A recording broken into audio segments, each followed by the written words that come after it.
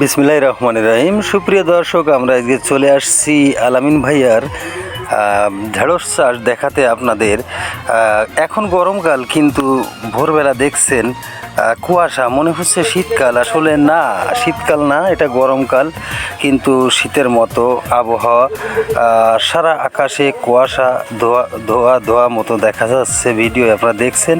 আর এই সকালবেলায় আলামিন ভাইয়া তিনজন নিয়ে তার জমির ঢেঁড়স তোলায় ব্যস্ত, এবং তারা দেখছেন প্রত্যেকটা মানে জনের হাতে রয়েছে একটা বালতি এবং হাতে রয়েছে হ্যান্ড গ্লোভস, যাতে করে ওই ঢেঁড়সটা গাছ থেকে ছেঁড়ার পরে কাঁটাটা তরতাজা থাকে, ভেঙে না যায়।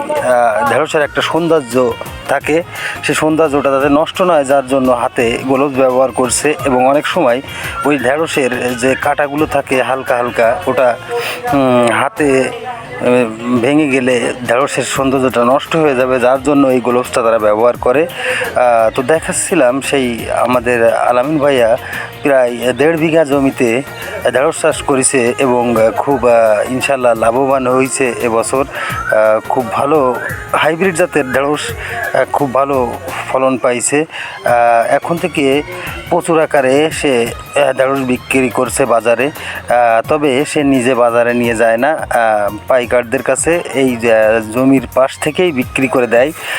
তো দেখুন বস্তার ভিতরে এই ঢেঁড়সগুলো ক্ষেত থেকে তোলার পরে এই জন এবং সেই মানে মেন যে মালিক এই জমির আলামিন ভাইয়া এই বস্তা ভরে রাখছে। একটু পরে পাইকার আসবে ইজি বাইক অথবা ভ্যান নিয়ে, তাদেরকে দিয়ে দেবে। তো এই আসলে ঢেঁড়স চাষ একটি লাভজনক ব্যবসা। অল্প দিনের তরকারি হলেও প্রচুর টাকা লাভ করা সম্ভব, কিন্তু এইখানে প্রচুর খাটিছে আলামিন ভাইয়া। আমি আগে হয়তো ভিডিও দিছি, আপনারা দেখবেন আমার চ্যানেলে। তো সে প্রচুর কিষেন, মানে যেটা জোন বলে, নিয়ে কিষেন বা জোন নিয়ে এই ঢেঁড়স চাষ করছে। অনেক দিন এই জমিতে মাটি কোপানো, সার দেওয়া, বিষ প্রয়োগ করা, অনেক জন নিচে সেই জোনের টাকা বাদ দিয়েও সে প্রচুর টাকা ইনকাম করতে পারছে এই ঢেঁড়স ক্ষেত থেকে। তো ইনশাল্লাহ আমরা দেখাচ্ছিলাম এই যে আলামিন ভাইয়া, এই যে একদম এই যে ফার্স্টে আলামিন ভাইয়াকে দেখা যাচ্ছে হাতে গ্লোভস, ডান হাতে গ্লোভস, বাম হাতে বালতি, ডান হাত দিয়ে সেই গ্লোভসের হাত দিয়ে সুন্দর ঢেঁড়সগুলো তুলে বালতিতে রাখছে বাম হাতে।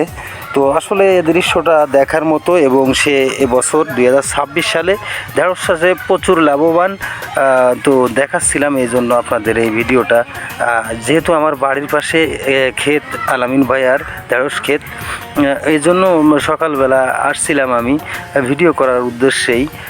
খুব সুন্দর হাইব্রিড ঢেঁড়স ধরেছে গাছগুলোই। এক কথায় খুব লাভবান হবে এবছর। আগের বছর বেশি একটা ভালো করতে পারি নাই এই জমিতেই। আগের বছরের অনেক ভিডিও আছে, আপনারা দেখতে পারেন আমার চ্যানেলে।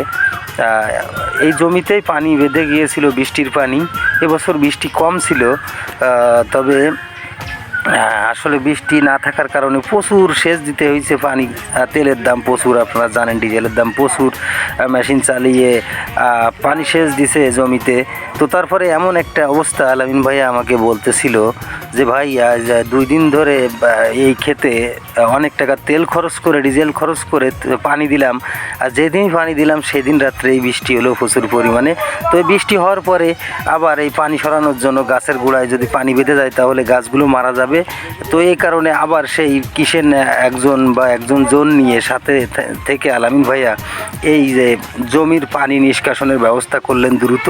তো যদি এই পানি নিষ্কাশন করতে না পারতো তাহলে আপনার মনে করেন এই ঢেঁড়স গাছগুলো সব মরে যেত। আগের বছর মরে গিয়েছিল প্রচুর পানি বেঁধে।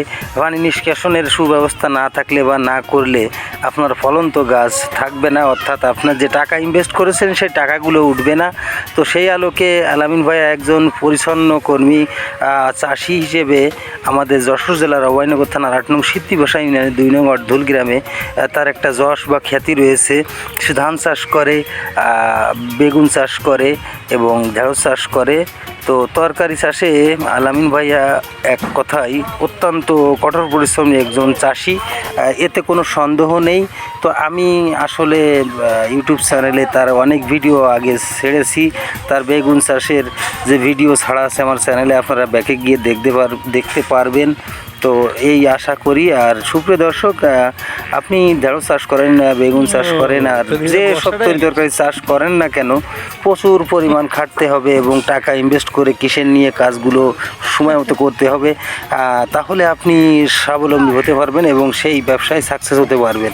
তো আলামিন ভাই আমি দেখি সকালবেলা এবং সন্ধ্যাবেলা এই ঢেঁড়স খেতে স্প্রে করে, যাতে পোকার আক্রমণ থেকে ঢেঁড়সগুলো মানে সুস্থ থাকে আর কি, মানে সবল থাকে এবং তরতাজা থাকে, যাতে পোকামাকড়ের আক্রমণ থেকে তরকারিগুলো বিশেষ করে ঢেঁড়সগুলো ভালো থাকে। এই কারণে নিয়মিত এই গাছগুলোর পরিচর্যা করে, সার প্রয়োগ করে, কীটনাশক প্রয়োগ করে। তো অত্যন্ত কঠোর পরিশ্রম করে আলামিন ভাইয়া। আর এই যে আলামিন ভাইয়ার বড় ভাই আছে এখানে দাঁড়ানো, আমার সাথে কথা বলতেছিল, সেও হেল্প করে, তার পিতা পিনু কাকাও তাকে হেল্প করে। এক কথায় তার শুধু এই ঢেঁড়স চাষ না,